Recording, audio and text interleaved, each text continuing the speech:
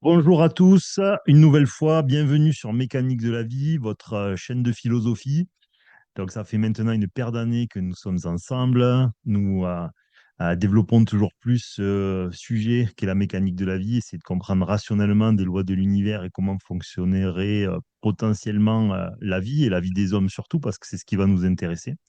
Alors aujourd'hui, c'est une vidéo, enfin un enregistrement, parce que la plupart sera en podcast, un petit peu différent par rapport à d'habitude. C'est qu'en mécanique de la vie, il y a parfois des auditeurs, même presque toujours des auditeurs qui font extrêmement plaisir, et c'est le cas aujourd'hui, puisque c'est Joseph qui était, on s'est rencontré par le biais de mécanique de la vie. Donc c'était un auditeur fidèle. Et lui, donc, son parcours a été jalonné de beaucoup de choses autour, beaucoup plus justement de lecture, hein, notamment, voilà, et beaucoup de réflexions autour de tout ça.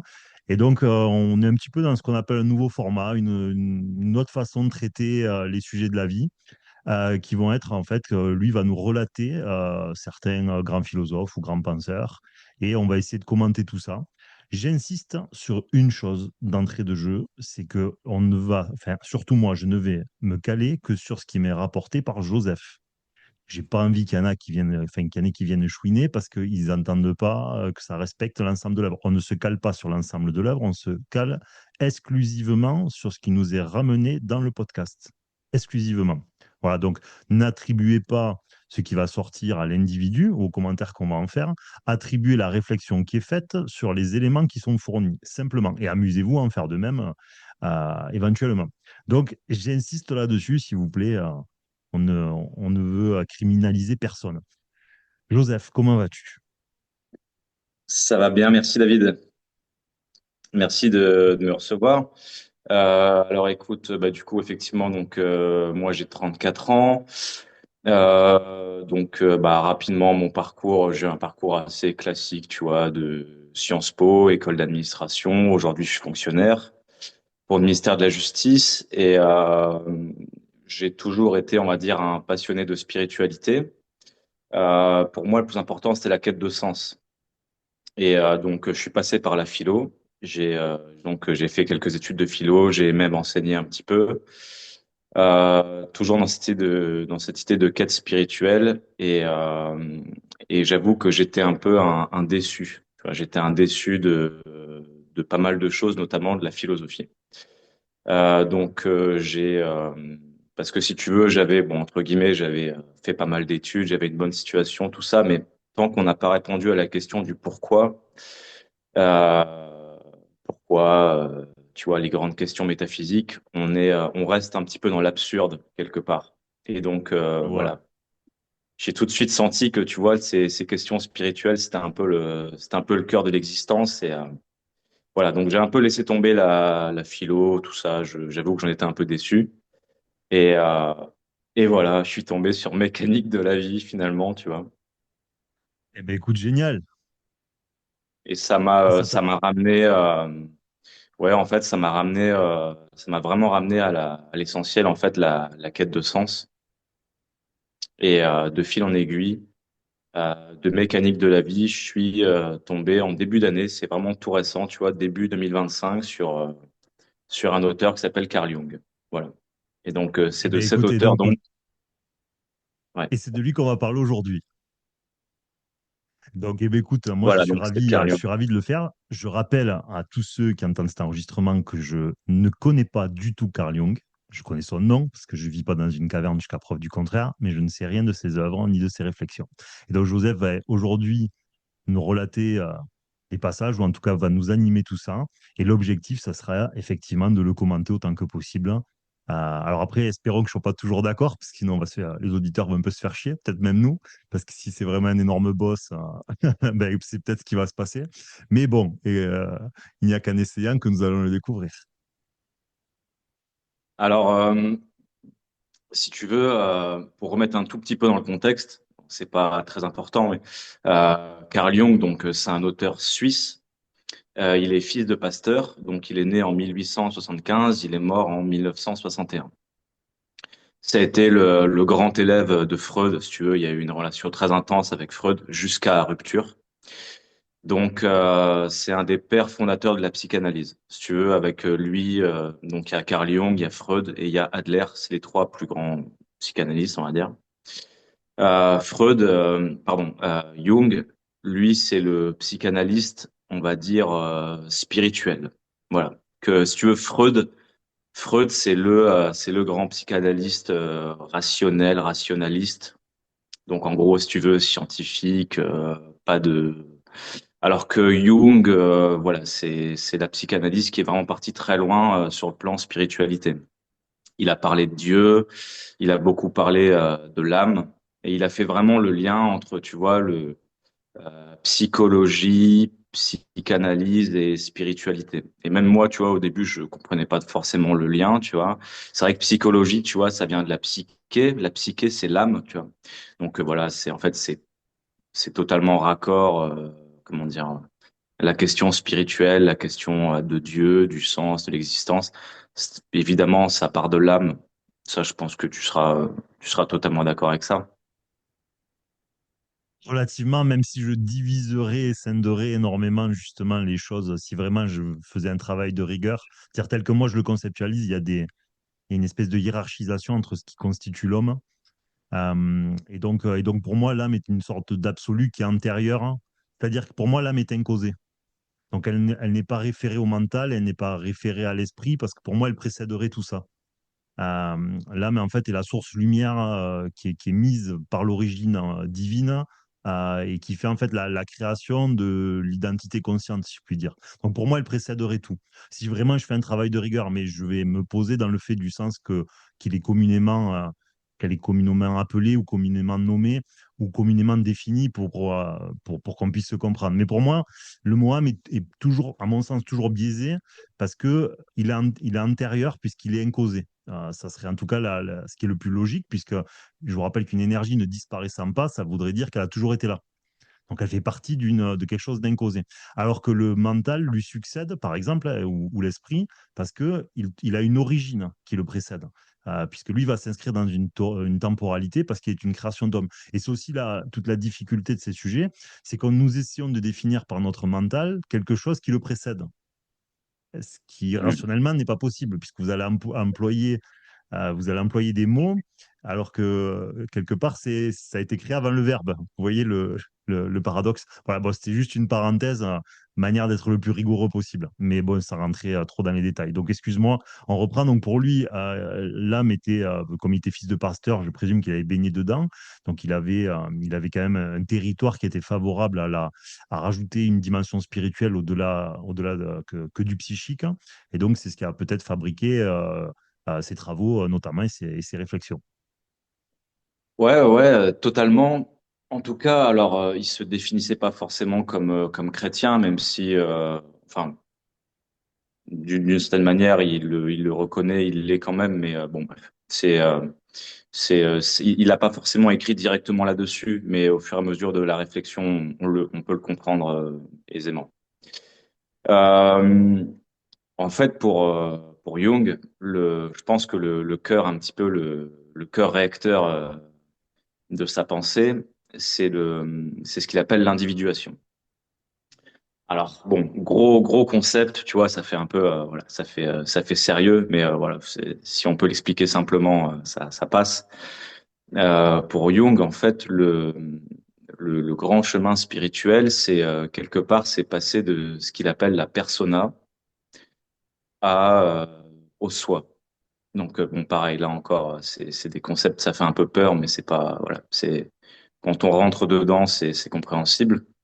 C'est-à-dire que comment dire, l'être humain, en fait, au début de son existence, de sa construction, il se construit essentiellement comme un ego, ce qu'il appelle la persona. Donc le masque, tu vois, le masque, la persona, ego, c'est-à-dire en fait quelque part la petite conscience individualiste. Et au long de ce processus d'individuation, l'individu peut réellement devenir qui il est. Il peut réellement devenir lui-même ou elle-même si c'est une femme, et passer en fait à un stade de conscience supérieure. Et ce qu'il appelle vraiment la conscience unifiée, la conscience totale. Mais voilà, évidemment, entre ces deux, entre le début et la fin et l'arrivée, il y a pas mal d'étapes, un peu comme les 12 travaux d'Hercule, hein, tu vois, Je vois très bien. tu vas être testé, quoi. Voilà. Donc, pour ça, il y a plusieurs étapes. Et ce qui est intéressant, c'est que d'abord, entre guillemets, pour passer donc, pour enclencher ce processus de passage à la conscience supérieure, c'est d'abord en allant voir notre ombre, ce qu'il appelle l'ombre. Et alors ça, bon, alors là, moi, je te cache pas, quand j'ai découvert ça, ça m'a fasciné totalement. Parce que l'ombre, en fait, quelque part, en fait, l'ombre, c'est tout ce qu'on ne voit pas à l'intérieur de soi. C'est tout ce dont on n'a pas conscience. Alors, c'est pas l'inconscient, mais ça ressemble à l'inconscient. Parce que voilà, tu vois, naïvement, on a toujours l'impression qu'on est transparent à nous-mêmes. Tu vois, tu dis, bah ouais, ouais, je me connais, mais oui, je me connais, je sais, moi, je suis un peu comme ça, moi, je suis passé par ça, c'est mes défauts. Et là, c'est un énorme travail d'humilité quelque part que moi-même, tu vois, j'ai dû un peu intégrer cette année. C'est la prise de conscience de tes zones d'ombre. Il y a un tas de trucs à l'intérieur de toi dont tu n'as pas forcément conscience. Je sais pas si ça te parle, des blessures, par exemple, des peurs, des blessures, des trucs que tu n'avais même pas vus, en fait, tout simplement, et que tu dois, en fait, aller creuser un petit peu pour te connaître. Si tu connais pas parce en fait, naturellement, on n'a pas envie de le voir, en fait. C'est ça le truc. On n'a pas trop envie de voir ce qu'on n'a pas envie de voir.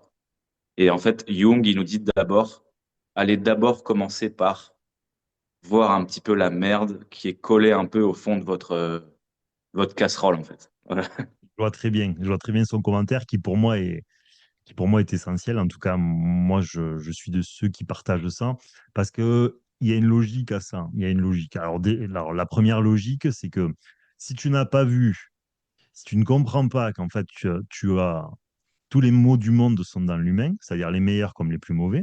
En même temps, c'est logique puisque tout est polarisé sur Terre, hein. Si dans l'atome, tu as du plus et tu as du moins, tu as de la lumière et tu as l'obscurité. Donc, si tu es constitué de la même chose qui constitue partout l'univers, ben, il est logique que l'homme soit assujetti à la même chose. Simplement, il y a des variables, hein, qui est la quantité qui va s'exprimer de plus ou de moins dans chaque individu, mais avec d'autres variables qui complexifient encore la donne derrière. Bon, donc là-dessus, moi, je valide et je survalide. Ce qu'il faut comprendre là-dessus pour moi, qui est le cœur de l'histoire, c'est que si tu ne vois pas l'imperfection de ta nature et l'hybridité de la nature humaine, tu es dans l'incapacité de te voir dans l'autre. Donc en fait, mettez-vous à la place d'un potentiel créateur. Si mon but, c'est de faire de vous les êtres les plus élevés spirituellement possible, ce n'est pas dans la tolérance apprise, hein, ce n'est pas dans la tolérance progressiste d'aujourd'hui, c'est dans ta capacité à te dire que tu aurais pu être l'autre. C'est-à-dire que si tu arrives à te projeter dans l'autre sans émotion, en te rappelant ce que ça aurait pu évoquer chez toi, ben, tu traiteras l'autre de la plus juste des manières. Ce qui ne veut pas dire que tu ne le puniras pas. Ça voudra dire que tu seras de la plus juste des manières parce que tu pourras le traiter comme tu aurais aimé qu'on te traite si tu avais eu les mêmes problèmes que lui. Et donc, pour moi, il n'y a rien de plus divin que ça. C'est pour ça que ce facteur-là est intrinsèquement lié, relié à l'humain qui peut profondément évoluer. Vous pouvez en avoir qui l'ont moins, ou ils vont l'avoir moins dans une partie de leur vie, beaucoup plus tard. Parce que il y a beaucoup de gens qui ont la sensation de ne pas être assujettis à ça. Parce ils vont avoir un mental qui est fort, ils auront une construction extrêmement masculine, même les femmes. Dans le fond, il y a une construction de masculinité, c'est-à-dire on ne s'autorise pas à tomber parce que c'est pour les faibles. Et moi, je ne suis pas faible. Parce qu'ils viennent de territoires familiaux où, par exemple, la femme a dû pallier aux hommes qui ont eu des problèmes. Les hommes, c'est pour montrer qu'ils sont le pilier auquel on peut se référer. Donc, c'est une construction de force pour montrer qu'on peut être là si les autres ont un problème. Donc, ça, c'est dans l'ordre des choses. Et donc, qu'est-ce que vous allez faire au bout d'un moment? Ben, ces gens-là, enfin, si vous êtes Dieu, que vous allez faire? Au bout d'un moment, ces gens-là, ce n'est pas une critique, c'est comme ça que la vie fonctionne, de ce que moi, en tout cas, j'ai pu voir, c'est que comme vous êtes assujetti à avoir une certaine force. Ben, quand vous allez regarder les autres, vous allez dire, mais pourquoi il fait ça? Et pourquoi il est feignant? Et pourquoi il est triste pendant autant de temps alors qu'il lui est juste arrivé, qu'il s'est séparé, que c'est trois fois rien? Donc, on va commencer à regarder les autres du point de vue de nos capacités à nous, qui nous ont été données, c'est là où est le paradoxe, si vous voulez, c'est ça qu'il faut comprendre, par notre paradigme familial, c'est-à-dire nos conditionnements sociétaux et ce qu'on rappelle inlassablement dans la mécanique de la vie, les souffrances de vos ancêtres. Donc, si toi, tu es programmé pour ne pas être autorisé à tomber, ce n'est pas parce que tu es vigoureux, ce n'est pas parce que tu es fort, ce n'est pas parce que tu es résilient, c'est parce que tu es programmé pour ça. Donc, au même titre, si l'autre est programmé pour être un énorme feignant, ben, qui vaut mieux entre les deux? Ben, ni l'un ni l'autre, puisque vous êtes ce qui vous a été donné à l'origine. Maintenant, comprenons la logique, on revient à ce que nous disait notre ami Joseph et notre ami Jung, en tout cas de ce qui nous est rapporté par Joseph. Il nous est dit que lui dit qu'il faut aller voir dans notre obscurité pour pouvoir découvrir notre vraie nature. Et donc, vous ne pouvez pas retrouver une nature, votre nature un peu divine, si je puis dire, c'est-à-dire votre nature de tolérance, si vous n'avez pas regardé ces choses-là à l'intérieur de vous, pour pouvoir être capable de vous voir dans les autres. Donc là où là, je finis la boucle, hein, c'est que ceux qui vont avoir des certitudes dans leur capacité, par exemple, dans leur incapacité à se voir dans l'autre, à un moment donné, ce qui se passe, c'est qu'ils vivent une situation où ils vont s'effondrer. Pourquoi? Parce que il faut les fracasser. Hein, les lois de l'univers sont fabriquées pour qu'ils soient fracassés, pour détruire le non-soi. C'est là où je veux en venir. C'est pour détruire ce qu'on va appeler communément l'ego, la construction. Mais ça ne fait pas d'eux, ils n'étant rien une mauvaise personne, on est tous assujettis à ça. Mais il faut détruire l'ego. Donc Dieu doit fabriquer une mécanique qui, au bout d'un moment, doit fracasser l'individu pour que le soi tombe, enfin le faux soi qui est la construction du bagage des ancêtres et de notre vécu de souffrance, qui est une carapace, c'est un masque. C'est un masque qui est une contraction, qui est une réaction à nos souffrances intérieures. C'est ce qu'il faut comprendre. Et donc, c'est un non-soi. C'est notre soi diabolique. C'est-à-dire, même si vous êtes le plus gentil du monde, vous êtes le plus gentil parce que vous avez peur d'être rejeté, parce que vous avez peur d'être abandonné, parce que vous avez peur d'être humilié. Vous n'êtes pas foncièrement ça. Vous l'êtes parce que ça vous a été donné et vous avez pris, vous avez votre âme quelque part, c'est pas votre âme, mais vous avez inconsciemment greffé un masque pour pouvoir évoluer dans le monde des hommes. Et donc ça, c'est quelque chose qu'il faut démonter parce que c'est du non-soi. C'est une construction qui est causale, c'est-à-dire en réaction à votre vécu difficile ou au vécu douloureux de vos ancêtres, parents, grands-parents, arrière-grands-parents. Et donc, je rejoins tout ça pour dire que je rejoins entièrement Jung et ce que tu disais, où il faut découvrir ça pour être capable de se voir dans l'autre. Mais le pire, c'est que même chez les chrétiens, c'est la base de Jésus. La base de Jésus, c'est d'aller dans le désert rencontrer le diable. Mais le diable, tu as l'expliqué, n'est pas plus dans le désert qu'il est à l'intérieur d'un individu, qu'il est dans le plus beau des paysages. Il est partout, puisqu'en fait, la polarité positive comme négative est partout. Ça veut dire que Jésus va faire ce travail d'introspection pour aller rencontrer le diable, qui est ni plus ni moins que la couche douloureuse qui est mise dans l'incarnation humaine, pour pouvoir comprendre tous les humains. C'est-à-dire qu'en fait, dans ces 40 jours dans le désert, même si ça peut être virtuel, hein, on s'en fiche, eh bien, qu'est-ce qu'il va faire? Il va rencontrer toutes les forces, les faiblesses, les mauvaises pensées, les mauvais côtés des humains. Et c'est tout ce qui va se passer quand il va être dans cette période-là de sa vie. Pour ensuite quoi? Ben, quand il va retourner au pays des hommes, ben, quand il va voir une prostituée, il se verra en prostituée. Quand il va voir quelqu'un qui a le diable, ben, il va se dire, ben, si le diable m'avait dominé ce jour-là, ben, je serais peut-être comme lui, etc., etc. Ce qui lui donne une espèce de tolérance absolue, mais dont le mot qui correspondrait le plus, c'est une justesse absolue dans son regard des autres, puisque sa partie humaine s'est vue dans l'autre. Voilà. Et donc, c'est un passage euh, inévitable pour quelqu'un qui a une vraie capacité d'évolution. Il y en a qui ne passeront pas par ce biais-là parce qu'ils sont comment dire, dans d'autres contrats de vie, si je puis dire. Mais ceux qui ont des capacités élevées, même, devront le vivre. C'est pratiquement obligatoire parce que la destruction du soi est la renaissance. C'est notre renaissance. Et la renaissance, c'est la base de celui qui veut se rapprocher de Dieu pour moi. Euh, Purée, la masterclass, là, en fait, t'as sorti tellement de trucs d'un coup, là, ouais, en fait, t'as anticipé sur ce que j'allais dire. C'est-à-dire que là, j'allais passer de l'ombre à la crucifixion de l'ego, justement. Donc, bon, si Non, t'as mais déjà n'hésite pas à répondu le un petit peu. commenter, n'hésite pas à le commenter. Non, Bah, non, n'hésite je vraiment vais pas. rebondir. Ouais, je vais rebondir un peu là-dessus.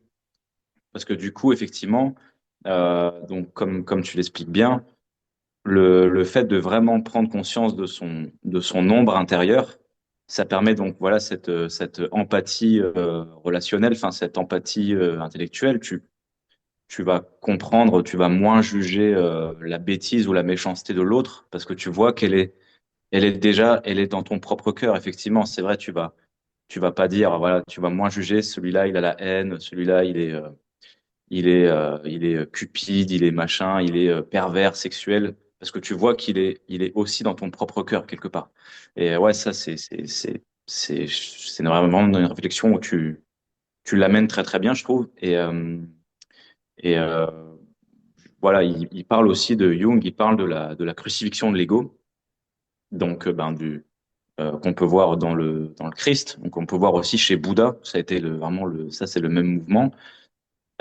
Et effectivement, alors là, tu viens de bien l'expliquer. Là, je comprends mieux en fait le lien entre l'ombre et la crucifixion de l'ego, parce qu'en fait, quelque part, c'est l'humiliation un petit peu du moi qui permet quelque part de mieux entrer dans cette empathie relationnelle et cette empathie intellectuelle pour l'autre. En fait, le fait d'être un petit peu parce que ça, justement, en fait, chez moi, c'est un petit peu en réflexion en ce moment. C'est pour ça, c'est pas encore totalement clair. Écoute, Je tant te le mieux. fais je te le fais comme je peux. Mais le fait de, justement, le fait de, quand le moi se fait un petit peu briser, comme tu dis, il est beaucoup plus apte, en fait, finalement, à regarder aussi quelque part sa faiblesse et à plus entrer dans un rapport de tolérance et d'amour, avec le monde. Complètement. Mais en fait, si on partage ça, c'est pour comprendre la logique. C'est-à-dire, il faut vous mettre d'un point de vue du Dieu créateur. Quelle est l'utilité de créer un truc qui en apparence est de la merde, puisque qui a envie, d'accord, qui peut être un être d'amour et se dit, attends, attends, attends, moi, il va falloir que je crée de la discorde, de la distorsion, de la destruction, mais en fait, c'est utile. Qui peut valider ça, si vous voulez? On ne peut pas penser que c'est un Dieu d'amour et en même temps qu'il crée des choses comme ça. Vous voyez, quelque part, c'est paradoxal. Ce n'est pas acceptable. Donc, il faut essayer de raisonner de l'utilité que ça peut avoir pour notre moi plus profond, c'est-à-dire l'utilité supérieure. Voilà. Et donc, c'est vrai que quand on le voit par cet angle-là, eh bien, effectivement, tout change. On voit qu'il y a un intérêt dans l'évolution spirituelle et dans l'évolution absolue de l'individu de créer ces paradigmes-là qui vont lui permettre de se confronter pour découvrir une autre nature plus profonde de lui-même, qui vont lui permettre en fait de s'élever, de devenir profondément plus lumineux, et donc par le même occasion se découvrir soi-même plus profondément, mais en même temps se rapprocher de Dieu. C'est parce que sur Mécanique de la vie, on ne cesse de rabâcher que aimer, c'est comprendre. Si vous passez une vie à prier un Dieu que vous ne comprenez en rien, que vous croyez que vous comprenez à travers des écrits, en fait, si vous aimez quelque chose que vous ne connaissez pas, vous n'aimez pas. Vous n'aimez pas un plat que vous n'avez jamais goûté. Vous croyez l'aimer. Donc, il y a une rencontre à faire. Et donc, pour se rapprocher de Dieu, il faut, il faut renaître, il faut renaître à travers la destruction de ce qu'on appelle l'ego, mais qui est ni plus ni moins que dans le fond, la capacité à se dire j'aurais pu être l'autre. Voilà. J'aurais pu être l'autre où j'ai à un moment donné entrebâillé le fait d'être lui. Et à partir de là, vous serez toujours juste, même avec les pires natures, hein, même avec les pires natures humaines. Parce que ça ne veut pas dire que vous ne les punirez pas, ça voudra dire que vous ne les punirez pas excessivement. C'est très différent. Vous ferez ce que vous aurez aimé avoir. Et ça change complètement la donne. Ça change complètement la donne. Et pour mettre une notion qui me tient à cœur, c'est que tout ça permet l'empathie, que moi j'appelle l'empathie d'information. C'est-à-dire qu'en fait, on se souvient de ce que produisent les émotions, de ce que ressent l'autre, hein, mais on ne le prend pas. C'est une notion qu'il faut rappeler sans cesse. C'est-à-dire que c'est une empathie qui est informative. Mon exemple de toujours, ça sera le commissaire qui fait une saisie de cocaïne. Enfin, il fout pas le nez dedans, quoi. Il met un quart d'ongle, d'accord, sur la pointe de son doigt et il voit si ça en est ou ça n'en est pas. Ben, en fait, l'empathie d'information, c'est la même chose.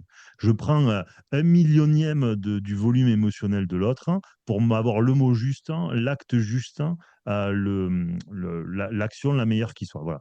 Et donc, c'est à ce titre que la notion est, c'est-à-dire, moi, je pense, c'est empathie d'information. Ouais, et puis là, quand tu fais ça, tu es totalement dans l'amour du Christ, quelque part. Là, tu es vraiment. t'es vraiment très proche enfin, c'est un peu un grand mot, mais t'es quand même très très proche du royaume. Si tu arrives vraiment à faire ça au quotidien, t'es vraiment dans une forme d'amour qui est quand même qui est très élevée quand même. Complètement, complètement. Parce Alors que après, juste un vas-y. truc, parce que en vérité, si tu regardes bien, en général, enfin, quand tu parles avec les gens, ce n'est que du j'aime bien, j'aime pas, répulsion, lui c'est un con, lui, c'est que ça, quoi. C'est que de la répulsion, c'est que du jugement. On peut pas, c'est comme si on arrivait presque à pas, comme si on pouvait pas s'empêcher de, sans arrêt, tu vois, de coller des jugements et j'aime bien, j'aime pas, répulsion, à longueur de temps, quoi. Complètement. Et c'est pour ça que c'est un peu la base, dans le fond. Il y a des fois, il y a des gens, vous pouvez discuter avec eux quand vous avez compris cette mécanique-là, quand vous voyez qu'ils ont une certaine capacité d'évolution, parce que comprenez bien qu'il y a diverses lois de l'univers et que ce que vous attendez d'un joueur de l'équipe de France de foot n'est pas ce que vous attendez d'un joueur de D1 moyenne, d'un joueur de national, etc. D'accord? Donc, je suis désolé, c'est pas moi qui ai fait les règles du jeu, je vous les transmets simplement. Et le joueur de national, s'il faut, dans 2 ans, il sera en D1. Voilà. Donc, et c'est pour ça qu'il ne faut pas faire du littéralisme. C'est ce qui a été compliqué, je pense, dans l'histoire de la réflexion, de la philosophie, de la spiritualité. C'est qu'on a voulu faire des règles pour tout le monde. En fait, il y a des règles pour chaque division, si je puis dire. Il y a des règles universelles pour tout le monde, et après, il y a des règles pour chaque division. C'est pareil, hein, si vous êtes au niveau 1 du jeu, au niveau 2, au niveau 3 d'un jeu vidéo, les règles, en fait, elles peuvent rester les mêmes, mais en fait, les mêmes se complexifient. Les mêmes règles se complexifient. Voilà. Donc, il faut essayer de voir par cette gymnastique-là. Voilà. Je ne sais pas si tu voulais rajouter quelque chose, hein. En fait, juste pour en finir par rapport au concept d'ombre, un truc intéressant, c'est que en fait, Jung, il nous dit que euh, c'est paradoxalement, c'est quand donc tu l'as dit à ta manière, mais lui aussi il le dit, mais lui il le dit encore d'une autre manière. Il dit c'est vraiment quand tu vas aller chercher tes zones d'ombre que tu vas en même temps découvrir tes côtés les plus lumineux. C'est-à-dire que en même temps, ce que tu ignores sur toi-même, ce que tu ignores à l'intérieur de toi-même, c'est les pépites, elles sont cachées là-dedans aussi. Tu vois, il parle beaucoup de l'alchimie, tu vois, de l'alchimiste qui transforme le plomb en or. Parce qu'en fait, le plomb en or, c'est quoi? C'est, tu vas, par exemple, admettons, je sais pas, faut peut-être prendre des trucs plus concrets, ça, je trouve, ça Non, parle mais j'ai beaucoup mieux. compris l'idée. J'ai complètement compris, en tout cas, moi. Ouais. Par exemple, regarde, juste, je vais prendre un petit exemple. Le type, par exemple, je sais pas, il a de la violence à l'intérieur de lui, mais il ose pas le voir. Enfin, en tout cas, il veut pas le voir. Il dit non, non, moi, Euh, peut-être que tu vois, je sais pas, la violence, la haine, la colère qu'il peut avoir en lui, s'il arrive à s'appuyer dessus, donc ça, c'est vraiment, c'est une zone d'ombre, il arrive à s'appuyer dessus je sais pas, pour en faire quelqu'un de protecteur, je sais pas, ça va devenir un grand policier, je sais pas, un surveillant pénitentiaire. Enfin, il va s'en servir pour, tu vois, il va aller chercher il va faire du plomb, quelque chose de lumineux, tu vois. Et ça, je trouve ce truc-là, ce concept, je le trouve vraiment génial, quoi. Mais pour moi, il y a un concept de mécanique de la vie qui colle complètement à ce que tu dis, c'est-à-dire qu'en fait, tout ce que je possède me possède. Donc, ça veut dire que quand tu as une couche d'identité sur toi-même, parce que tu réagis par la causalité, c'est-à-dire à tes propres souffrances, à tes besoins, à tes manques, à tes violences, à tout ce que tu veux, mais en fait, ce sont tout autant de choses qui ne sont pas toi. Donc, le problème, c'est que quand tu veux t'élever, ou évoluer et que tu es complètement, comment te dire, entouré de surcouches de non-soi, moi je prends l'artichaut. L'artichaut, c'est un cœur avec plein de feuilles. Les feuilles, c'est mes besoins, mes peurs, mes manques, mes violences, mes ignorances, mes intolérances. Et tout ça, c'est des feuilles qu'il faut enlever pour découvrir le cœur. Et pour rebondir sur ce que tu disais, justement, c'est que quelqu'un qui va ne pas avoir remarqué ces traits-là ne voit pas les feuilles D'accord. autour de son cœur. Ok. Et donc, pour découvrir le cœur pour moi, il faut découvrir qu'on a ces feuilles-là par-dessus nous. Et donc, souvent, nous n'y arrivons pas. Alors, il y en a qui nativement se retrouvent face à elles, sans le faire exprès. Il y en a qui le déclenchent sans faire exprès parce qu'ils vont avoir des comportements de la vie à travers lesquels les lois de l'univers vont faire en sorte qu'ils aillent au casse-pipe. pour pouvoir s'écrouler et découvrir ses propres feuilles chez eux, pour arrêter de les critiquer chez les autres, hein, et pour espérer en faire tomber une partie. Parce qu'avant de toutes les faire tomber, pensez qu'il y en a des milliers, hein, on parle un millier ou c'est pas un million. Voilà. Et donc, là où je te rejoins, ou en tout cas je rejoins cette théorie également, c'est que dans cette obscurité, en découvrant les feuilles qui entourent le cœur, eh bien, on découvre, on peut les ôter pour découvrir ce qu'il y avait derrière. Et donc, le cœur dans l'absolu, puisque c'est la destruction créatrice, hein, même normalement, je crois que c'est pas une notion très philosophique, elle est plutôt économique, hein, mais Complètement. l'idée est la même. L'idée est la même. C'est la Renaissance, en fait. C'est la Renaissance. Chez les chrétiens, ça va être le baptême, qui va être la symbolique de ça. Jésus qui va dans le désert, ou tout simplement la destruction créatrice, si vous le voulez, ou, en fait, la Renaissance, c'est le meilleur mot. Mais parce que, regardez dans la nature, il y a des saisons. Donc la nature pour qu'elle continue d'évoluer, il y a une saisonnalité où en fait on fait un cycle où tout tombe pour repartir sur un autre qui va nous relancer. Ben, l'humain, c'est un peu la même chose. Il faut passer par cette période-là pour pouvoir continuer cette croissance personnelle. C'est même complètement central. Ouais, parce que comment dire, nos zones d'ombre, une fois qu'on en a pris conscience, c'est pas en fait, Jung, il parle pas forcément de les détruire ou de les éliminer parce que quelque part, elles peuvent nous accompagner. Elles risquent de nous accompagner toute notre vie. Mais en tout cas, si on arrive à, par exemple, je sais pas, tu as une blessure d'abandon, tu vois ce que tu disais, l'abandonnite, je crois, dans un autre podcast, tu découvres que tu as cette blessure. Euh, Tu risques de pas t'en débarrasser forcément facilement. Tu risques même probablement de la garder plus ou moins toute ta vie. Ça peut faire partie de ta zone d'ombre. Voilà, par exemple, tu as une blessure d'abandon. Mais disons que une fois que tu en as conscience, tu vas pas l'éliminer, mais c'est ça, quoi. Tu vas prendre appui dessus pour en faire quelque chose de supérieur, quelque part, de réussir à la transformer, quoi. Alors, complètement. Ben, rebondissons là-dessus pour pouvoir aller jusqu'au bout de l'exemple. Moi, ce que je veux dire, par exemple, si vous naissez nativement avec un territoire familial où il y a de l'abandonnite, hein, votre arrière-grand-mère a été. Bon, ça, pour ceux qui rejoignent le podcast, ils vont dire ben, ça vous apprendra, faut suivre, voilà, faut reprendre. Donc, si votre grand-mère ou je sais pas quoi a vécu à un territoire d'abandonnite, vous pouvez naître sans l'avoir vécu avec ce sentiment-là qui est exacerbé alors qu'il n'y a aucune raison. Souvent, dans la petite enfance, il y a quelque chose qui fait écho. Ça peut être juste par empathie émotionnelle à un parent que vous le récupérez parce que votre mère s'est sentie abandonnée parce que pendant quelques mois, il n'y avait pas le père. Bon, bref, on s'en fout. Donc, vous avez cette cristallisation, vous avez ce marqueur, vous ne le savez pas, mais vous êtes relié à votre petite enfance, qui est relié à votre mère, qui est relié à votre grand-mère. D'accord? Et donc, à partir de là, vous pensez être vous, mais au fond, vous êtes relié par la causalité, c'est-à-dire vous avez des liens vibratoires ou même génétiques, si vous voulez, avec des prédécesseurs. Et donc, ce que vous pensez être un choix de vie, un choix de direction, un choix de compagnon, n'est pas un choix, puisque dans le fond, ce qui fait l'effet entonnoir, c'est-à-dire oriente votre décision, est relié négativement et traumatiquement à votre vécu ou à vos ancêtres. Et donc ça, c'est un problème. Donc, qu'est-ce que vous allez faire? Vous allez grandir, vous allez rencontrer des gens, des compagnons, des compagnes, ce que vous voulez, des individus, et donc vous allez arriver à un âge avancé où il y a un moment donné où ces marqueurs-là vont vous péter au visage concrètement, parce que comme l'univers est là pour vous entraîner sur vos défaillances ou vos faiblesses, hein, il y a un moment donné, vous allez attirer des situations pour pouvoir vous confronter à vos fragilités ou à vos faiblesses, pour pouvoir les transcender, les améliorer. C'est comme ça que fonctionne la mécanique divine. Et donc maintenant, vous allez rencontrer une situation d'abandonnite. Et donc vous allez certainement passer un moment atroce, hein, pendant un jour, des semaines, voire des années, ou même faire des dépressions, des burn-out, ce que vous voulez. Et là, vous vous apercevez que vous étiez sous l'influence de ces marqueurs-là et de ces liens négatifs en présence. Encore Là où je veux faut-il en que tu venir, en c'est que prennes ça. conscience. Comment? Encore faut-il que tu en prennes clairement conscience. Voilà, on va partir du principe que c'est le cas. Mais espérons-le. Parce Espérons-le. que, Si attends, vous en juste, prenez. est-ce que je peux te mettre une petite citation de Jung?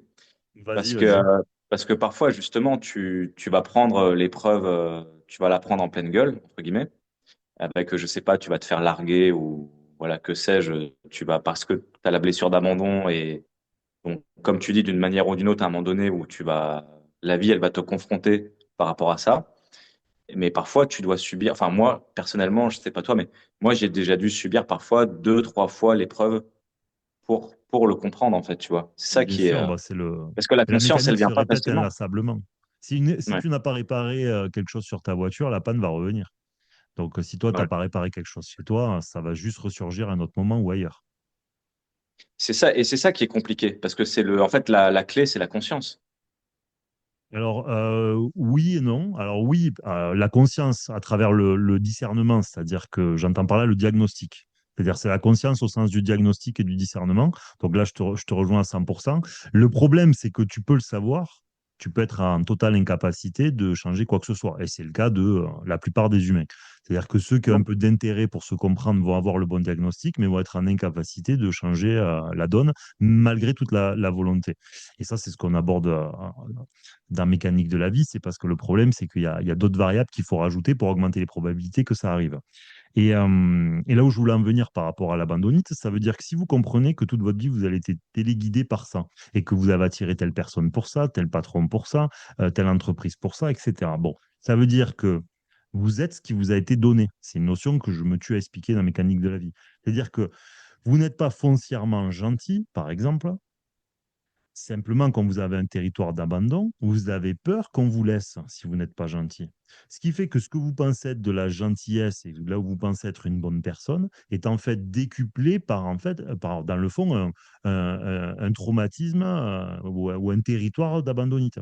Ce qui fait que tout ce que vous pensez être des actes bienveillants ou de belle nature sont en fait votre fausse identité qui les produit. Donc, ça veut dire que si vous produisez que le bien, alors que votre origine est reliée à des choses qui vous poussent à le faire, eh bien, c'est la même chose que d'ici demain, vous êtes une très mauvaise personne avec énormément de violence ou que vous êtes euh, un pédophile ou ce que vous voulez. J'exagère, mais c'est vraiment pour comprendre. Si le pédophile est écrit qu'il serait pédophile et que toi, il est écrit que tu serais gentil, d'un point de vue des lois de l'univers, vous êtes ce qui vous a été donné. Donc, qui vaut mieux? Ben, dans l'absolu de chez absolu, ni l'un ni l'autre, puisque vous êtes ce qui vous a été donné et vous êtes en réaction à ce qui vous a été donné et donc à vos dettes structurelles, familiales, vécues. Voilà. Je le dis de manière recrue pour que ça scintille et que les gens comprennent que ce concept-là, pour moi, est révélateur et révolutionnaire dans l'absolu. Parce que moi, quand j'ai compris ça, ça a tout changé. Ça a tout changé. Ouais, parce que t'es gentil. En fait, t'es pas gentil parce que t'es vraiment gentil. T'es gentil parce que tu manques d'amour et que t'as peur qu'on t'aime pas. Ben Voilà. oui. Donc, Ça vient de la le peur. problème, Et en fait, t'es drivé par quelque chose de négatif. T'es drivé par la peur. complètement, complètement. Et donc, à la fin, tu n'es pas toi. Voilà, vous êtes ce qui vous a été donné. D'un point de vue de Dieu, vous êtes ce qui vous a été donné. Et donc, qu'est-ce qui vaut mieux? Ben, ni l'un ni l'autre dans l'absolu. Voilà. Dans l'absolu, je parle. Évidemment, on sait tous lequel on va choisir. Bon, d'accord. Mais dans l'absolu. Et ça répond surtout à la question qu'on se pose tous. C'est-à-dire, pourquoi lui qui est si merveilleux, il lui arrive que des couilles? Pourquoi quelqu'un qui était aussi génial est parti si tôt? Toutes les questions qu'on n'est pas arrivé à résoudre pendant, en tout cas, moi, je j'ai jamais trouvé réponse à ces questions. Et je les ai trouvées à travers cet angle-là. Et pour moi, ça, c'est révolutionnaire. Parce que même la maladie, on se dit pourquoi lui, il est malade. Puis vous regardez, et puis vous êtes ce qui vous a été donné. Donc vous êtes tout aussi assujetti. Parce que ça veut dire que il faut comprendre la logique spirituelle.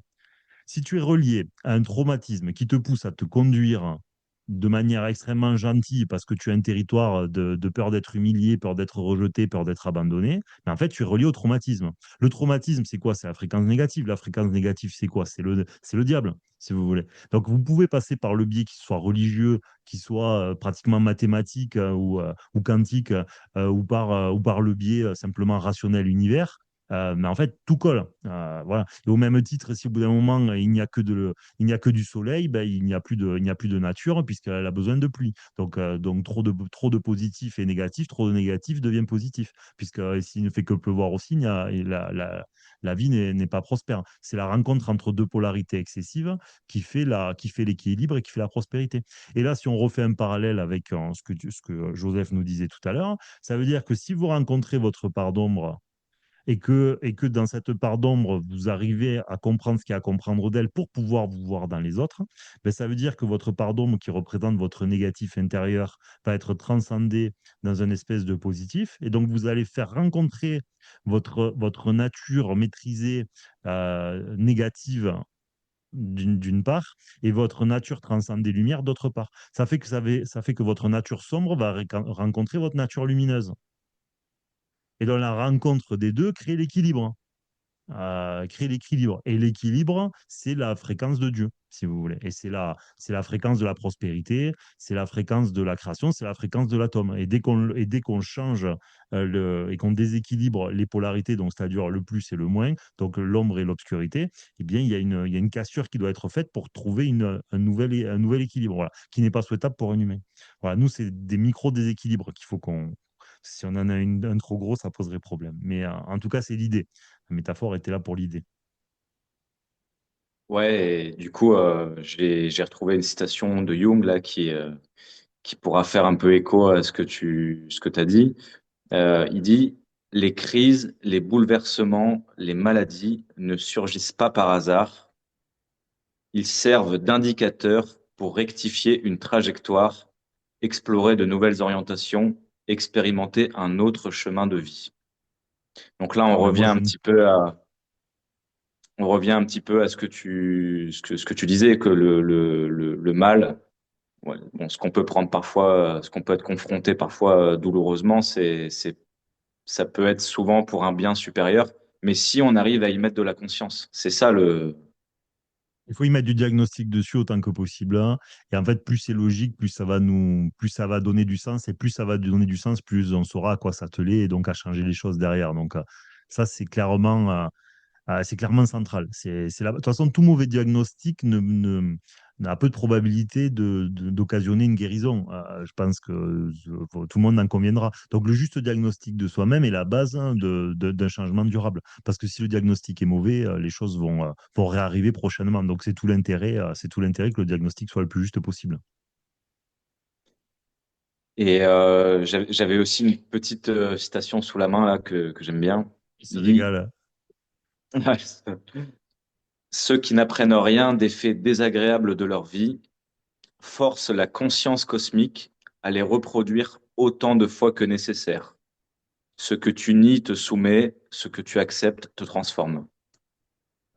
Bon, Mal. ben, il n'y a pas grand-chose à rajouter, hein. Je connaissais pas Jung. Bon, moi, en tout cas, je valide expressément tous les dires que tu as pu avoir et toutes les citations que tu as pu faire de lui, mais c'est bien c'est magnifique qu'il y ait des travaux comme ça, parce que pour moi, il y a vraiment une absence de logique aujourd'hui où justement, on arrive avec les mathématiques, par exemple, à voir que à la cinquantième de décimale, les chiffres sont juste d'une équation et penser que le monde est hasardeux, ce qui est quand même un comble pour moi, ce qui est quand même un comble pour moi.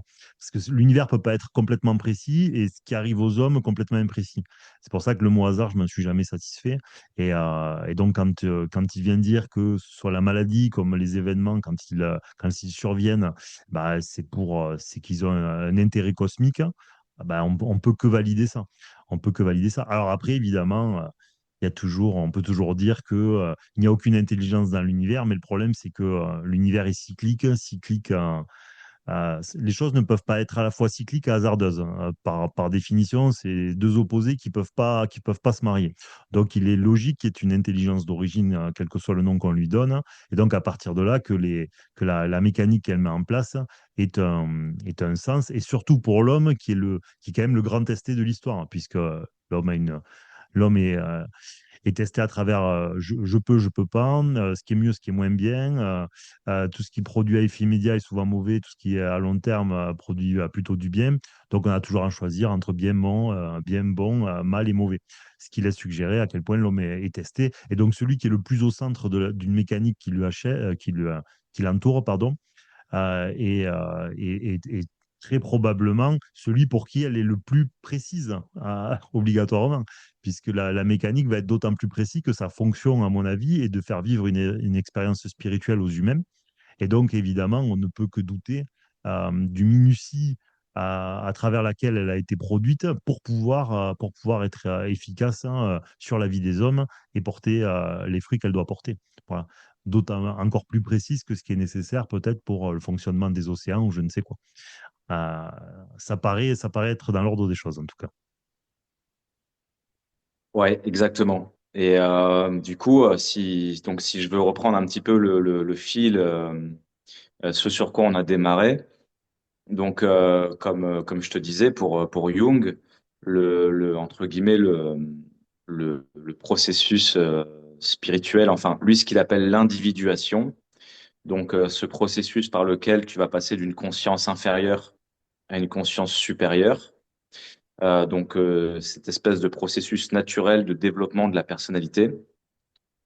Donc on a démarré par comment dire, enfin, entre guillemets, ce qu'on peut appeler la crucifixion de l'ego. Donc, quand tu commences à être confronté, que tu vas avoir des crises, des ruptures, des angoisses ou même simplement un profond ennui existentiel, on est passé par l'ombre, qu'on a développé un peu. Lui, ce qui parle aussi, ce dont il parle beaucoup, pardon, c'est ce qu'il appelle animus anima. Donc, l'animus, la part masculine, l'anima, la part féminine en l'homme. Et donc pour lui, c'est vraiment un passage avec l'ombre. L'anima, c'est vraiment un passage essentiel, tu vois, dans le développement de la personnalité. L'anima, qu'est-ce que c'est? C'est, tu vois, chez un homme, ça va être l'affectif, la sensibilité, l'irrationnel aussi, quelque part. Alors, ce qui est amusant, c'est que pour Jung, à son époque, enfin, ce que lui constate, c'est que les hommes n'ont pas assez d'anima en eux. Enfin, ils n'arrivent pas à développer suffisamment leur part féminine à l'intérieur d'eux-mêmes.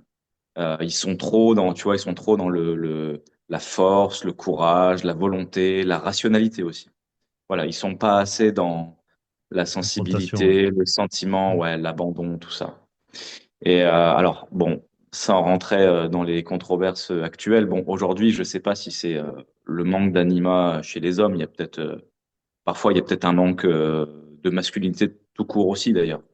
Mais en tout cas, voilà, c'est pour Jung, c'est vraiment un passage important. Et je sais que toi, alors, dans plusieurs podcasts, justement, ce qui est intéressant, c'est que je t'ai déjà entendu en parler, tu en as déjà parlé, de cette importance, en fait, qu'on soit un homme ou une femme, comment dire, encore une fois, c'est toujours la même idée. En fait, c'est l'union des polarités, l'intégration des polarités féminines, masculines à l'intérieur de soi. C'est quelque chose de très important. Ouais, c'est complètement central, mais c'est toujours la même histoire. Tu peux revenir à la base. Alors, c'est ce que tu as dit, hein. Dans le fond, c'est fini. Tu as dit ce qu'il y a la seule chose. Si l'atome doit être équilibré en plus et en moins, ben, l'homme doit être équilibré en plus et en moins. Enfin, l'homme, l'humain. Donc, c'est clairement la base. Mais vous revenez toujours aux préceptes initiaux du début de ce podcast. C'est que si vous voulez vous le mettre à la place de l'autre, hein, si vous pouvez vous mettre à la place que des hommes, hein, vous êtes un être incomplet. Si vous pouvez vous mettre qu'à la place des femmes, vous êtes un être incomplet. Donc, obligatoirement, dans l'absolu, comme vous faites une expérience spirituelle et que le cas échéant, l'objectif final est d'être la conscience la plus élevée, c'est-à-dire la plus polyvalente possible, la plus arborescente possible, si vous ne pouvez voir qu'à travers l'angle que d'un certain groupuscule d'individus, vous n'êtes pas le plus adapté au sens le plus absolu de l'adaptabilité, de la conscience la plus élevée. Parce que s'il y a quelqu'un à côté de vous, par exemple, vous êtes une conscience très élevée au pays des hommes, mais vous n'avez jamais appréhendé la femme, à côté, vous avez quelqu'un qui a la posture masculine, mais qui en plus appréhendé la femme d'un point de vue absolu, qui est le plus flexible, qui est le plus à même de comprendre, qui est le plus à même de conseiller les autres, qui est le plus à même de prendre la décision la plus juste pour l'ensemble des gens qui les entourent. Bah, on a tous la réponse. C'est le deuxième, obligatoirement. Donc, il y a une logique derrière ça, c'est que l'objectif final étant d'avoir la conscience la plus élevée, aucune polarité dans l'absolu de ne devrait nous échapper. Il y en aura toujours parce que c'est le jeu de la vie. Mais dans son absolu, c'est notre quête, hein. C'est-à-dire c'est avoir l'arborescence la plus grande, la plus absolue qui soit possible d'avoir à l'intérieur d'un individu. Voilà, pour moi, c'est vraiment la, la, la- la quête, si je puis dire. Parce que cette quête-là, si vous la retirez au reste, ça ne peut pas fonctionner. Elle fait partie intégrante de la quête générale.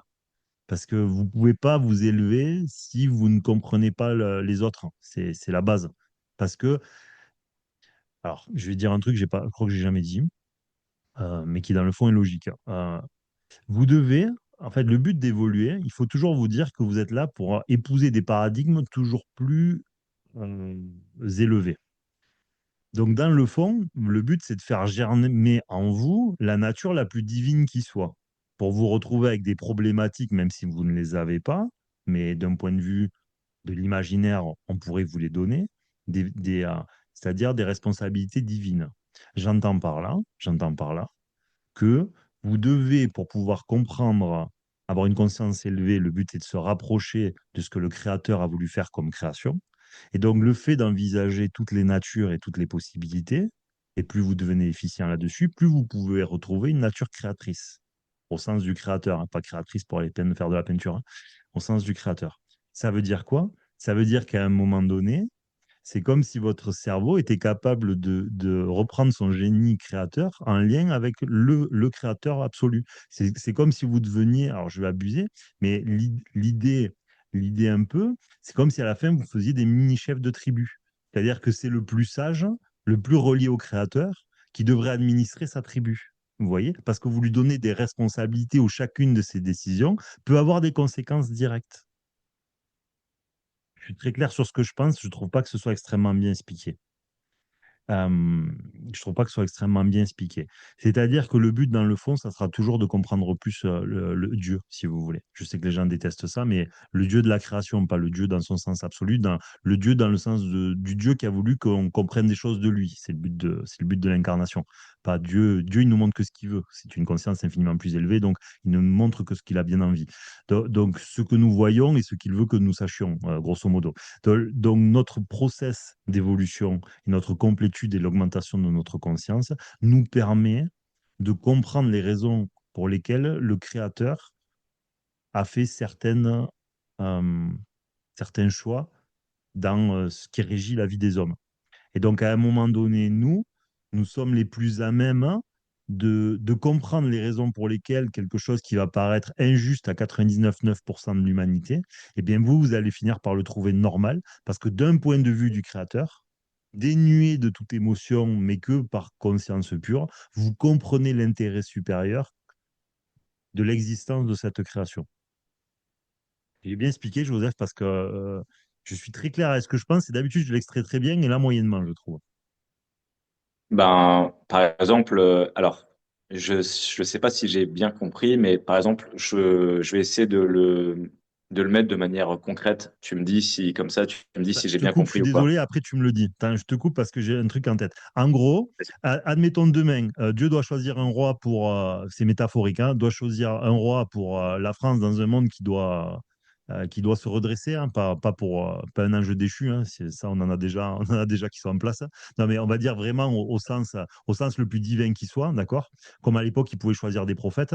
Bon, mais si vous avez le choix dans votre équipe de foot, vous prenez votre milieu de terrain, le meilleur milieu de terrain offensif. Bon, mais si demain vous devez avoir quelqu'un qui doit administrer les hommes, même si c'est que par métaphore, que par image, ben, c'est la conscience la plus élevée qui devrait régir les autres. Parce que c'est la plus à même de comprendre les paradigmes complexes et c'est la plus à même de prendre les meilleures décisions pour l'ensemble de la communauté d'une certaine manière. Parce il comprend l'intérêt supérieur. Il comprend l'intérêt supérieur et donc il va pouvoir prendre des décisions qui échappent aux autres. Et surtout, ça ne veut pas dire que c'est le plus à même de prendre. Alors, c'est le plus à même peut-être de trancher, mais aussi c'est le plus à même, par sa lecture des humains, de s'entourer des meilleurs. Parce que ça aussi, ça fait partie intégrante de la conscience. C'est-à-dire comprendre que, par exemple, dans tel secteur, je suis complètement incompétent, dans 50 secteurs, je suis très incompétent, mais par contre, je vais reconnaître la compétence par l'arborescence de mon esprit et par ma conscience développée, si tu veux. Et donc, ça va me permettre aussi de m'entourer des meilleurs. Donc, dans les deux cas, c'est le salut. C'est le salut. Donc, l'individu qui aurait la conscience les plus élevées serait celui qui, philosophiquement et spirituellement, serait le plus à même d'amener les autres et de tirer les autres le plus haut possible, c'est-à-dire vers Dieu. C'est-à-dire vers Dieu. Alors que si quelqu'un et dans le trauma, c'est-à-dire dans ces conditionnements vécus et ces injustices et ces colères et ce qu'on veut, ou ces violences, et que tu le mets et que tu le mets en gouvernance, ben, le problème, c'est que comme il est régi par, par ses traumas, c'est-à-dire par le diable, ben, il va à un moment donné amener sa communauté au casse-pipe. Ouais, ben, quelque part, ça me fait penser à ce que Jung, il appelle le soi. C'est-à-dire, en gros, le but du processus d'individuation pour Jung, c'est de passer du moi au soi. C'est-à-dire, le moi, c'est la conscience inférieure, le soi, c'est la conscience supérieure. Et le soi, c'est la totalité. En fait, le soi, c'est la conscience. Il appelle ça, enfin, comment il appelle ça? Attends, je vais essayer de te trouver un truc. En fait, il dit, il ne s'agit pas d'atteindre la perfection, mais la totalité. C'est-à-dire que pour lui, une fois que, si tu veux, une fois que tu as complètement éclaté ton ego, une fois que tu as vraiment été voir ta part d'ombre, toute la merde qu'il peut y avoir à l'intérieur de ton cœur, la bêtise, la colère, la violence, la haine, la perversion, tout ce que tu veux.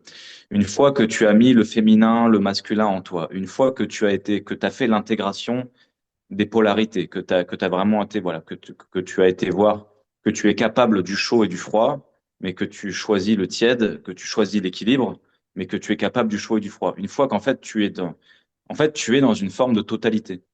C'est-à-dire que la conscience, t'es passé de la petite conscience du moi égo, de l'ego, à la conscience supérieure.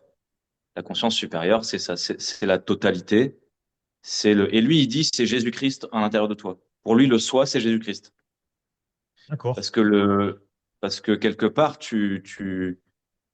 en fait, tu es dans l'être. C'est la conscience de l'amour. La conscience de l'amour, c'est la conscience de l'être. C'est la conscience supérieure, c'est Jésus-Christ. C'est quand t'as tout à l'intérieur de toi, tu as réalisé la totalité. Alors là, tu vois, je t'en parle facilement, mais comme moi-même, j'y suis pas encore, ça reste un peu abstrait, tu vois. Mais, euh, mais donc ça rejoint totalement ce que tu dis sur la conscience totale. En tout cas, la conscience entière, l'entièreté, l'entièreté dans la conscience.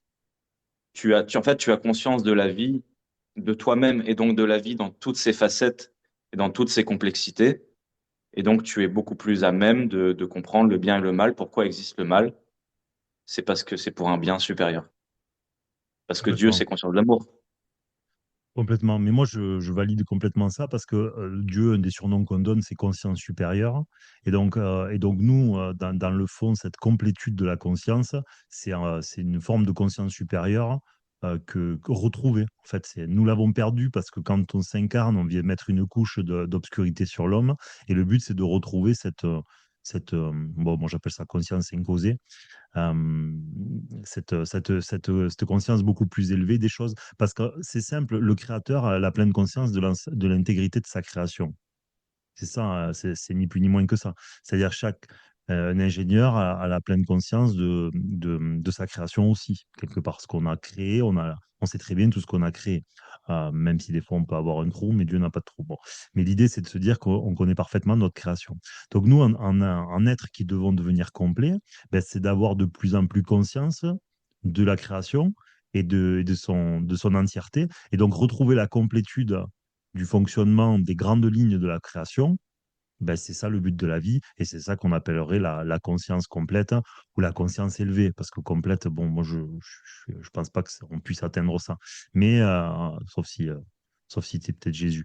Mais oui, parce qu'il y a quelque chose il y a une autorisation divine après. Parce que donc, tout était toujours par le biais de l'autorisation divine, mais là, d'autant plus. D'autant plus. Donc, donc, il y a une complétude retrouvée parce qu'on a une pleine conscience du fonctionnement de la création. Voilà. Et pour moi, l'objectif, dans le fond, il est là. C'est ce qui fait qu'après, vous êtes alors, on n'aime pas trop ça, mais l'idée, bon, on se hiérarchise toujours les hommes, mais c'est ça l'évolution et c'est ça le Graal, entre guillemets, l'objectif le plus élevé de l'humain incarné. Retrouver cette nature beaucoup plus élevée de ce qui l'entoure. Ouais, Et tu parles d'objectifs et de ce qu'il faut comprendre aussi, c'est que effectivement, c'est une autorisation de Dieu dans le sens où, comment dire, parce qu'en fait, Jung aux États-Unis, Carl Jung, c'est un petit peu le père du développement personnel. Mais ce qu'il faut Ok. comprendre, c'est que voilà, c'est pas, comment dire, euh, normalement, ça doit être un processus naturel de développement de la personnalité. C'est-à-dire que voilà, c'est comme tu dis, c'est Dieu, c'est la vie qui te entre guillemets, qui va t'autoriser ou pas, enfin, qui va te mettre dans les conditions pour. Mais après, toi-même, si on veut parler un petit peu de développement personnel, toi-même, en tant qu'individu, tu peux aussi euh, tendre, entre guillemets, vers cette individuation. Voilà, tu vas. Bon, de toute façon, comme on dit toujours, c'est une co-création, de toute façon. C'est toi et c'est Dieu, c'est une co-création.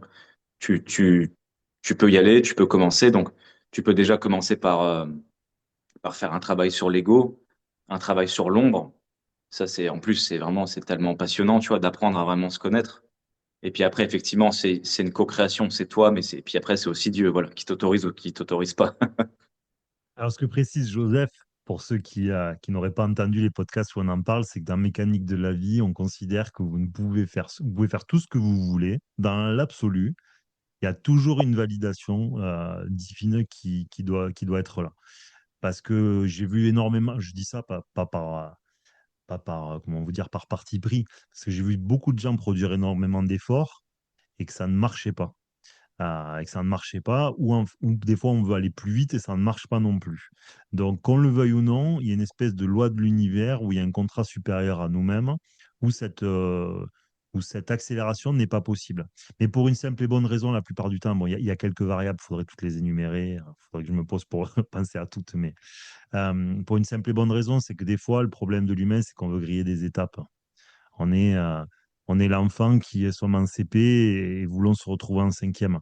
Et le problème, c'est qu'on ne peut pas vous projeter en cinquième parce qu'il y a plein d'acquis par lesquels il faut passer au préalable pour pouvoir arriver de manière maturée et de manière complète, hein, et prête, hein, en cinquième. Voilà. Et dans l'humain, il y a aussi cette raison-là, des fois.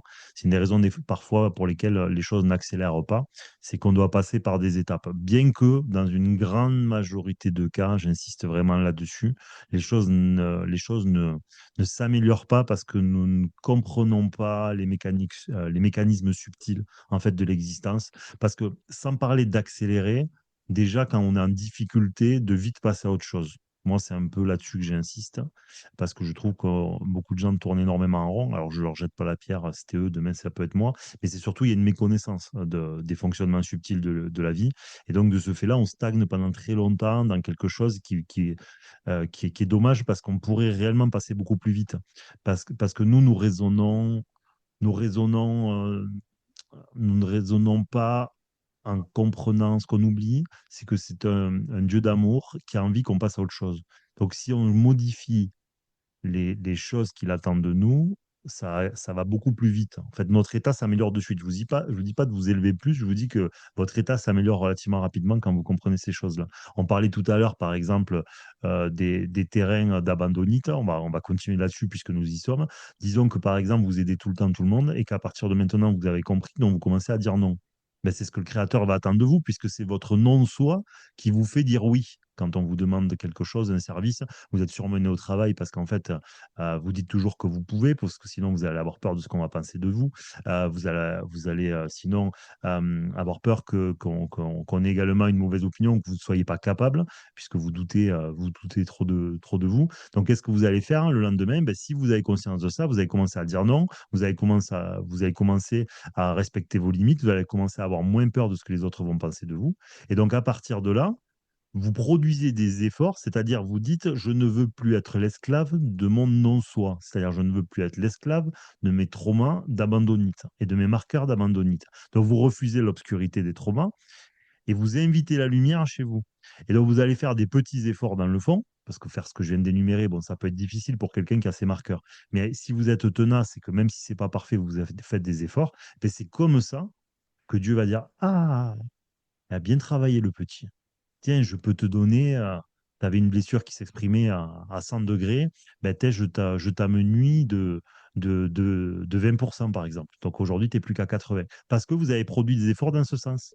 Et le problème qu'on a aujourd'hui, c'est notre incapacité à diagnostiquer. C'est notre incapacité à diagnostiquer. Et notre incapacité à produire des efforts dans ce qui est la correspondance au diagnostic. J'ai de l'abandonnite, hein, je vais être trop gentil. Par exemple, il y a d'autres trucs, mais donc, à partir de maintenant, tous les fonctionnements exacerbés de gentillesse, hein, il faut que je les diminue. Il faut qu'ils soient beaucoup plus justes, parce qu'après, je tombe dans le surmenage. Et je dis adieu tous les jours, je n'existe pas, tout le monde passe avant moi. Tu n'existes pas, mais pas de problème. Demain, tu vas être. Parce qu'il y en a, c'est ça. C'est-à-dire qu'ils vont être malades, parce qu'à force de dire je n'existe pas, ben, je n'existe pas, ben meurs. Donc, vous allez contracter une pathologie grave. Vous voyez? Métaphoriquement, philosophiquement, ça peut être un déclencheur de symptomatique ou de pathologie sur le long terme. Ou si vous avez un territoire, ou si en plus de ça, imaginez, je sais rien, vous mangez mal, vous êtes exposé à ceci ou à cela, ou en plus de ça, vous êtes stressé. Bon, mais c'est des catalyseurs, vous augmentez les probabilités que ces choses-là arrivent. Voilà. Donc, il faut comprendre faut comprendre ce fonctionnement-là qui est vraiment l'essence de mécanique de la vie. C'est pas faire de la philosophie. Là, on se régale avec Joseph de théoriser sur des mecs qui ont marqué l'histoire. Mais dans le fond, le but, c'est que ce soit utile. Parce que penser, réfléchir, bon, on se régale. Mais le but, c'est de ne pas tomber dans l'absurde. Parce que l'absurde est tout sauf l'objectif de mécanique de la vie. Totalement, David, totalement. Ok. Je peux encore continuer. Moi, j'ai encore pas mal de trucs sur Jung, mais est-ce que tu veux qu'on s'arrête là ou on remet une pièce dans la machine? Écoute, on peut s'en arrêter là si tu veux. On peut Ouais. s'en arrêter là si tu veux. Et comme ça, on fait une deuxième partie sur Jung. Ok. Ça peut être intéressant. Parce Ouais. que, parce que ouais, souvent, c'est mieux de faire comme ça que les formats très longs. Et Ouais. beaucoup de gens décrochent. Donc, on peut faire comme ça. Donc, moi, je me suis régalé parce que je suis un énorme curieux. Donc, moi, je m'amuse beaucoup en faisant ces choses-là. Donc, là, c'est de la nouveauté. Toute nouveauté va chercher d'autres compartiments de votre cerveau. Tout échange avec un interlocuteur différent amène aussi d'autres interactions. Et donc, là, c'était vraiment, en tout cas, moi, j'ai beaucoup aimé faire ces échanges-là avec toi, Joseph. Donc, je te remercie énormément. Je rappelle à tout le monde que là, aujourd'hui, c'est Jung, hein. Apparemment, pour l'instant, on est tout le temps d'accord avec lui. Donc, c'est cool. Mais des fois, on fera peut-être des gens avec qui on ne sera pas du tout d'accord. S'il vous plaît, comprenez que primo, on fait ce qu'on veut. Et deuxièmement, on n'a pas l'ensemble de l'œuvre. Donc, on critique, ou en tout cas, on réfléchit que sur ce qui nous a été apporté aujourd'hui. Voilà. Joseph, merci beaucoup à toi. Merci à toi. C'était très attractif. J'espère qu'on Plaisir en refera partagé. beaucoup d'autres. Ouais. Merci de ta venue. Merci Et, beaucoup. les amis, je vous le rappelle, on a un Patreon, Mécanique de la vie. C'est une appli mobile. Alors, venez pas si ça fait deux podcasts que vous avez écoutés. Mais pour ceux qui sont repus et qui en veulent encore plus, bah, il y a, même pour les membres gratuits, il y a du contenu en plus. Il y a des chats. On fait des réunions tous ensemble où justement on échange sur tous ces sujets. Donc, rejoignez le Patreon si vous voulez nous soutenir. En plus de ça, il y a encore plus de contenu. Les abonnements sont payants, ce qui nous permet de continuer parce que vous savez très bien qu'on vit dans le monde dans lequel on vit et que 3 sous, c'est toujours le nerf de la guerre. Donc, merci à tous aussi qui nous soutiennent. Pensez à liker, commenter. On n'a vraiment pas assez de commentaires sur nos vidéos.